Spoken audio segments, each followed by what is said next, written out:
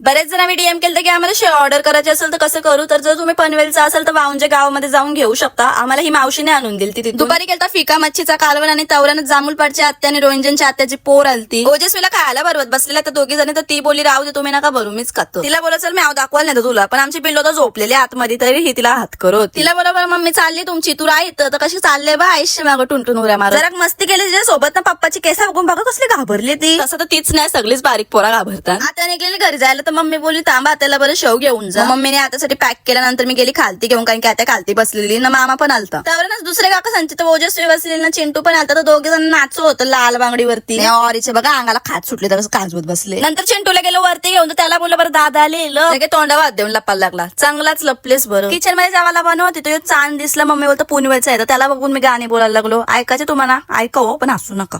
उगवला पुनवेचा चांद, येत नाही हो म्हणा, हसू नका. रात्रीच्या जेवणामध्ये अंडी केली ती फोडून, आणि मी इन्स्टॉन एक रील बघलेली, म्हणजे अशी भाकरींचं तुकडं करून त्यांना अंडे डिप करून फ्राय करतात. भारी लागत असं, लहान पोरांना देऊ शकतात. म्हणजे त्यांना भाकरना अंडा घायचं, जर कटाला येत असेल तर असं काहीतरी युनिक बनवून द्यायचा, म्हणजे त्यांना पण खायला मजा येईल ना, पोट पण भरून. तर काही असं आजचा मिनी ब्लॉग, जर ब्लॉग आवडला असेल तर नक्की लाईक करा, आणि त्यासोबतच युट्यूबवर सबस्क्राईब आणि इन्स्टा फॉलो करायला पण अजिबात विसरू नका हो. Bye bye.